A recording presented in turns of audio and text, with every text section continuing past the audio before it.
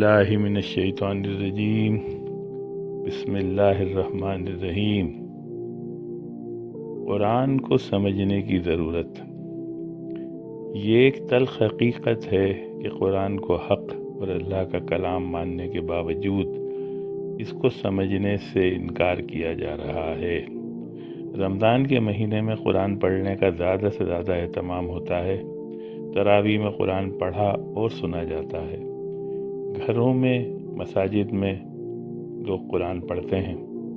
ہر کوئی چاہتا ہے کہ قرآن کو رمضان کے مہینے میں زیادہ سے زیادہ پڑھا جائے، لیکن اس کو سمجھنے کے لیے کوئی اہتمام نہیں ہے۔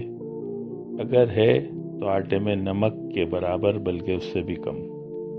لوگ کھل کر بولتے نہیں ہیں، لیکن قرآن سمجھنے کے لیے زیادہ اصرار کرو تو بول دیتے ہیں کہ سمجھنے کی ضرورت نہیں ہے، ثواب کے لیے پڑھنا کافی ہے۔ یہ عقیدہ باطل و ناقابل قبول ہے، لیکن لوگوں نے جانے انجانے میں اس عقیدے کو قبول کر رکھا ہے۔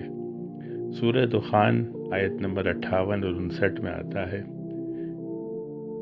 اس قرآن کو ہم نے آپ کی زبان میں آسان کر دیا ہے تاکہ لوگ اسے سمجھیں۔ پھر بھی نہیں سمجھتے تو آپ بھی انتظار کریں اور وہ بھی انتظار کریں۔ ان آیات میں اس بات کی وضاحت کی گئی ہے کہ آپ صلی اللہ علیہ وسلم کی زبان میں اس کو سمجھنے کے لیے آسان کیا گیا ہے تاکہ لوگ سمجھ سکیں، مگر یہ بدبخت سمجھنے کے لیے تیار نہیں ہیں۔ اگر یہ سمجھنے سے انکار کرتے ہیں تو اللہ نے کہا کہ آپ بھی انتظار کریں اور یہ بھی انتظار کریں۔ ظاہر ہے کہ انتظار کرنے کا مطلب یہ ہے کہ اس سلسلے میں آنے والی سختی کا انتظار کریں۔ قرآن کو سمجھنے سے انکار کرنے والوں کے لیے یہ انتباہ ہے۔